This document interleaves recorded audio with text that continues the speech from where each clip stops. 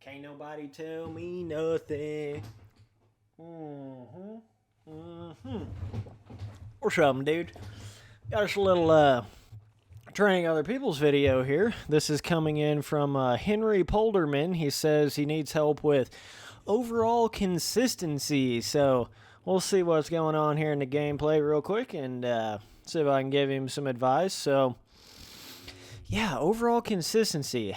Probably the single-handedly most important thing on MX Simulator when it comes to the racing side of it. First crash in the rhythm.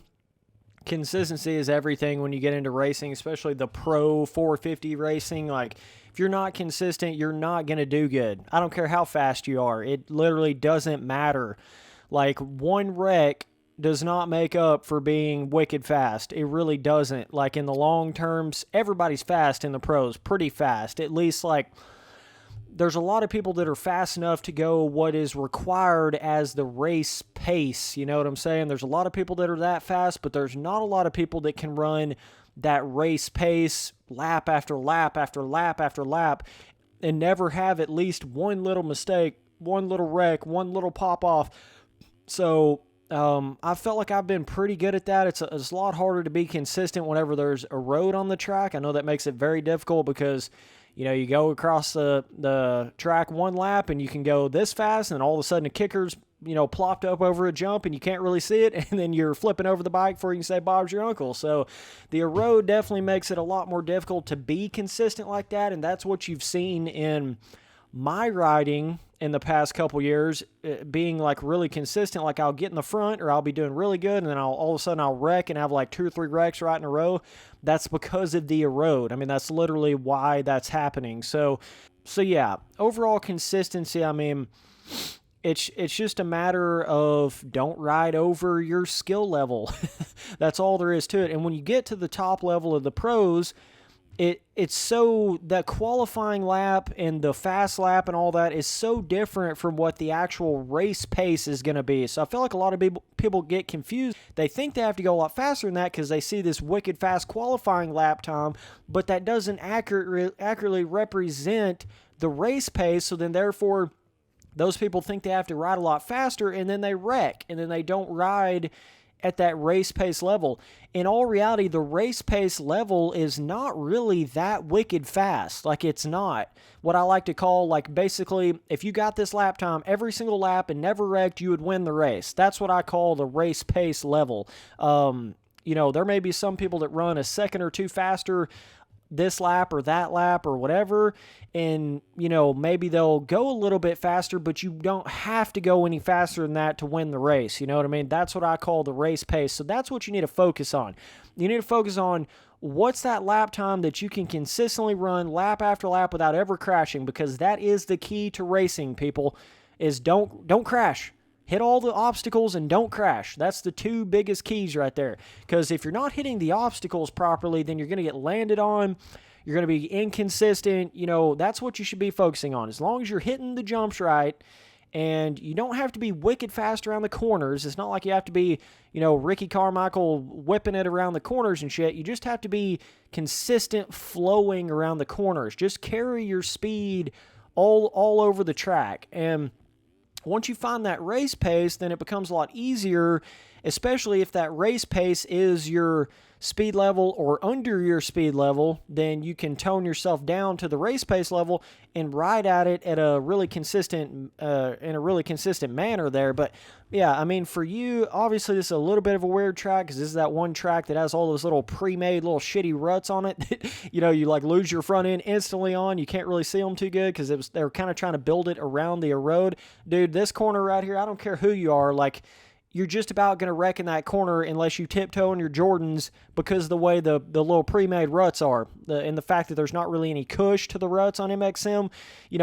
Don't be like down on yourself just because you're falling in some of these corners on this track in particular, because even I do that. Like, if I don't slow down enough in that corner and really be careful where those ruts are, I'm going to lose my front end too. Like, you know what I'm saying? So even in this corner right here, you either got to gas it and be really almost blindly gassing it through it and just kind of going, wiggling your way through the ruts, or you got to be real slow and meticulous and trying to get right into one of the ruts, you got to do one or two. You can't go in between. You know what I mean? You can't go like kind of fast, but not really in a rut. You can't, you got to be, and right here in this corner in particular, especially if you're on a 450, this is really important to get right in this. You see this there's like 3 little small ruts right here, right? You got one on the inside, one on the middle, and like a little bit of a rut kind of berm thing on the outside. You've got to follow that perfectly, even though it's super small. You got to follow that perfectly to be able to triple in on the 450. So you don't want to come into this corner like way too far to the inside, because then you're not going to be able to roll all the way around this rut. So when you have little ruts like this, and even on a motocross track or pre-made ruts or eroded ruts or whatever it is, it's all about the entry of the corner, right? You got to be able to enter the corner where your fender can even get into that rut properly. So that's where a lot of people go wrong, is they don't even enter the corner in the right angle to where they could even get into that rut like they're supposed to. So that's a little tip right there. Like right here, you don't want to go that far to the inside. Obviously, you wrecked a little bit, but you want to take, if it's a rutty corner, you either want to dive up the inside and just cross rut over everything and kind of like square yourself up, or you want to flow all the way around the outside so you can get in that rut properly without cross rutting. It's either kind of like, bulldog your way through the ruts, or it's just go all the way around the outside. That's basically your only option. So this corner right here, this thing is tricky motherfucker. I mean, there ain't no other way to explain that. Like even with me, because it's so weird, you can't even hardly see the ruts in this corner. Really bizarre, but it's like you just get turned, and then that rut will like drag your front end down right there, right? And this corner, same way. You'll like barely get turned, and then one of these little ruts will do that right there. Perfect example. It'll do it to anybody, though. You just got to be really patient with this type of track. This is a really bizarre one-off kind of track. They usually don't make the tracks like this. They're either like really smooth in the corners, or they have like one big pre-made inside rut. Typically, they're not going to have 3 little small pre-made. This was like a one-time thing, trying to see what it would do with the road. So don't get used to riding on tracks like this, because they're probably not going to be like this in the future. Just letting you guys know. You know what I'm saying? They're probably not really going to be like this. So, but yeah. So just that fact alone is hurting you a little bit, like overall consistency on this track. But not only that, but it's just whatever skill level you're at, whatever bike you're on, you've got to have that jump rhythm memorized in your head before you come up to it and just hit it that same way every time. You don't want to you really do get a memorized kind of way of hitting every area of the track, and you're trying to just laser replicate that every single lap. And the only time that would change is if you're trying to pass somebody, or the road's going nuts on a certain area and you have to go on a different line, or something like that. But if it's not like that, then you're going to hit this same exact line every lap, because there's not really a different reason to go into a different line if that's the best line for you or the fastest line for you.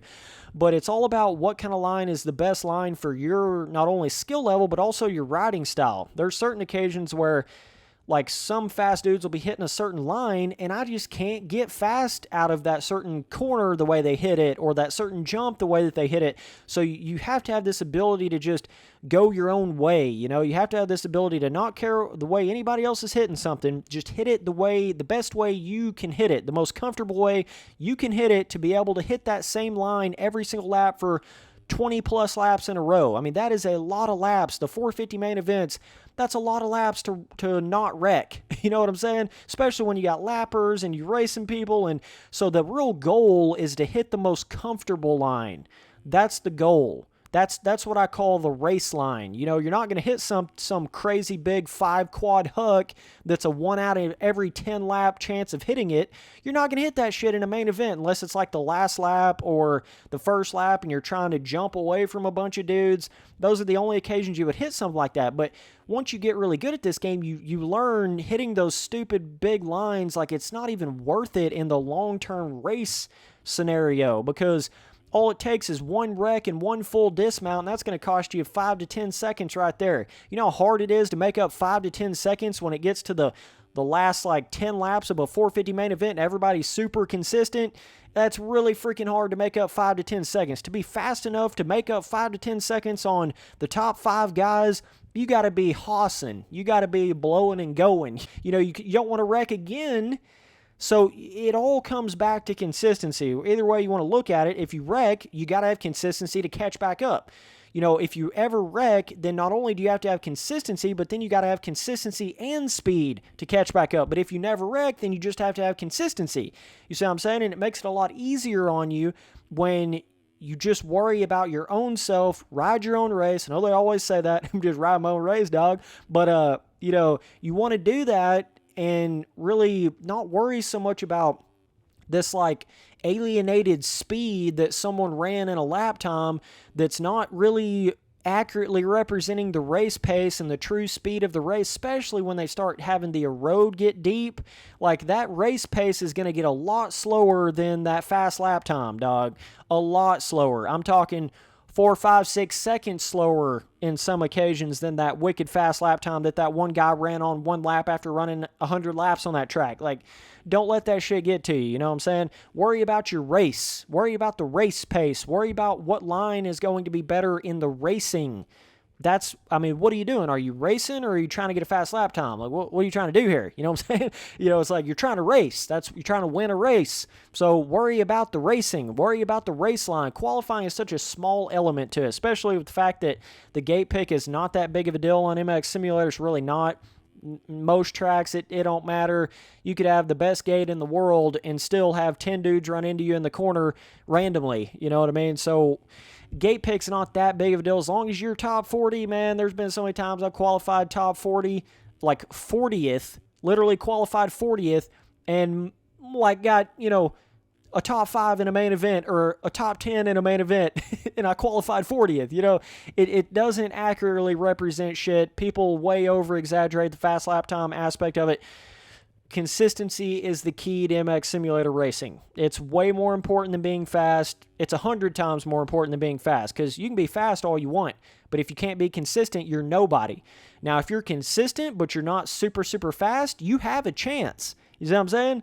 As long as you're consistent, that's really all that matters. The biggest thing is, and if you're trying to figure out, well, am I fast enough? Am I going good enough on this track? As long as you're hitting the rhythms properly, as long as you're hitting the main triples, finish line, as long as you're hitting the rhythm sections at least halfway decently every lap, and you're never crashing, you're going to do good in racing, bro. Obviously, I can just see typically, like with your movement on the bike and stuff, it does seem a little bit restricted. This is certainly not the kind of setup I would recommend if you're more on that, pro level, obviously. Just you whipping it right there, you're kind of barely whipping, then getting stuck in the air. So I can see where you're kind of, you're getting a little bit caught in areas and you can't move the bike as much as you want to, but that's just that slow, natural progression over time of, you're going to want to raise your rider mass distribution when you start getting faster and stuff like that. That's going to help you with consistency because you're going to be able to react and move more when the bike gets out of shape. See what I'm saying? So that's why you can go faster as a pro, because you've got more movement on the bike. You've got a looser setup, and you're able to maneuver and move when that puppy gets out of shape or that front end gets up. And I noticed that a little bit here. Let me play this back. Let me play some of this in third person real quick. Well, I'm going to get this back on this couple little jumps you messed up on here in the beginning. So it depends on your skill level. I'm not exactly sure. If you're, now you're probably a lot faster than you were at this point because this was sent a little while back. But you could see right here when you hit this triple, it's like your front end. You did one of those damn, I don't even know what you call that. It's like a damn Chad Reed moment or something. It's like somebody just came up behind you and fucking knocked your hand on the throttle and you just shot up and you couldn't do anything about it. It's like you landed, shot up. See, with my sort of setup and suspension and skill, I would have been able to lean forward and react when it did that and never wrecked, right? But you've got that kind of beginner setup right now where when it does get out of shape, it's almost like it sticks in that movement and you can't save shit. But the thing about that is you've got to have a lot of skill in the game. You've got to have a lot of mind muscle memory, being able to turn and move without moving too much to be able to even ride a bike with that kind of loose setup. So it's a give and a take. You want to have it stiff when you're a beginner, but then you want to slowly loosen it up the faster you get in the game, and it's going to make every aspect of it easier. It's going to make going through, bulldogging it through those weird-ass ruddy corners, it's going to make that way easier. It's going to make, like, when you come over a triple like that and it gives you a kick, you know, you're going to be able to lean back, and it's not going to just, like, stick you in that front, never-ending front endo momentum mode, and you can't move. You know, raise your rider mass distribution up a little bit, adjust on your horizontal, vertical spring shit, maybe lower your stability a little bit. You know, that's going to help with a lot of that. But I could just see, like, when you fall down and stuff, it's like the bike's getting stuck. It's like it's just getting stuck in whatever kind of movement it was doing. So if you can improve on that, it'll help you consistency-wise, but then you've got to get a lot better at controlling the bike in general. And then the consistency will come after that. But moral of the story is don't get discouraged. Don't let those idiots running those fast lap times act like they're badasses, because they'll run that fast lap and then not even make it in the damn main event. So keep a good head on your shoulders. Be smart about it. You know, figure out, okay, what is the race pace? Don't worry so much about that fast lap time, man. The race pace is the whole point of racing. Like, if you can find that, that's the key. And if you can find a rhythm that you can hit every lap without wrecking, no matter what kind of rhythm that is, that's way better than just trying to randomly guesstimate and hook something that you can't really properly hit every lap. You know, you want to hit that consistent line unless you're trying to pass somebody, or unless it's the last lap for a transfer, or whatever the case may be. But just typically, like running normal laps, you want to get in that mode of running that lap, that same lap, whatever. And if you're crashing too much, either tone it down, slow down a little bit. You know, you're riding over your head, or you need to adjust your setup. That's pretty much the two different things there. Like, either adjust your setup to where it can control better going at that speed you're trying to go, or it's slow your speed down so that you're not going to wreck over that kind of obstacle or whatever it is. That's really the two options there. So it's trying to figure out, are you really ready to start adjusting your setup more for that higher speed level, or are you riding above your head and you need to lower your speed level back down to what your setup is? You know, you got to figure that out in your own head, and then once you do that, then you can start clicking the laps off and get into the zone. But a lot of the consistency aspect is just getting in the zone. It's like getting some headphones on, not talking, don't get any distractions, don't be talking to people in Discord and all that bullshit. Focus, you know what I mean? You got to focus. This game takes an extra layer of focusing in it to really get those wicked every lap, you know, 0.1 second differential lap times, like 10 laps in a row. To do that, you've got to have that focus, and that's something that it takes time to learn. That you got to get it over time, mind muscle memory, and then your brain just kind of naturally does it. But either way, dudes, hope I helped you guys out here.